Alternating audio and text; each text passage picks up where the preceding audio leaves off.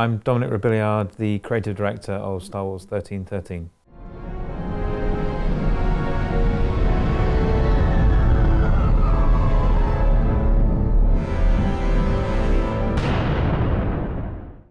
The kind of demigod complex that we've maybe seen, and what you would expect, frankly, from a Jedi game, is definitely one vision of what playing in Star Wars universe could be like.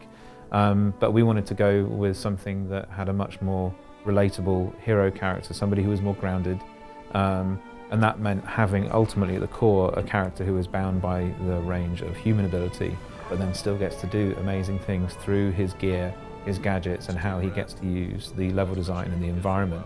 And it's just a completely different equation. And the cool thing about that is that you can go for much more visceral, exciting gameplay with a guy that you know can die. And I think it's just something that fits really well with this kind of dangerous criminal underworld, knowing that you're under that kind of threat and having that live in the combat and this kind of death-defying platforming as well. It all starts kind of coming together really well. Something's not right here. Let's check.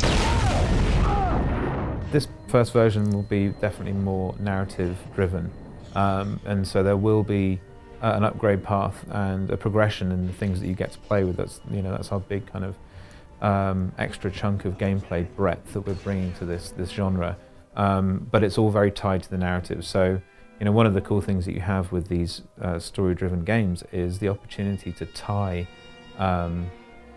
gameplay benefits to narrative moments, so that you can kind of subconsciously underwrite the player's connection to something that's going on in a story, or a relationship that you want to have meaning with a character.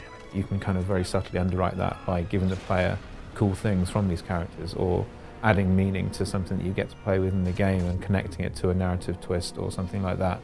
And so it's not an RPG where you would get to pick and choose how you upgrade, but we like to think we're trying to be clever about how you kind of connect all of the paths, the upgrade paths that you are on, to the story and the narrative. Was that really necessary? Nope! We never set out to change the way anything is done necessarily.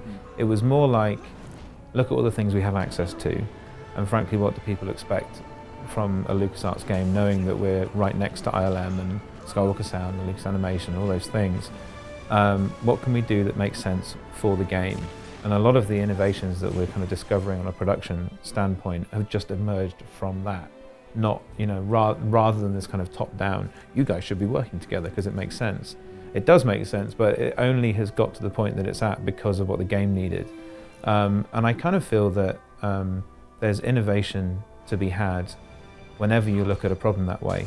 So I wouldn't necessarily say that everyone should start doing it the way that we're doing it. We've got a solution that fits the needs of the game and what we have access to. And again, I kind of feel like whatever situation you're in, you need to look at what you have available and make the most creative use of what you have. And until we start seeing people trying to do that and maybe not making it, it's hard to know whether there's only one way to do it. I always think there's more than one way to do things. So. Well, I'm heading inside.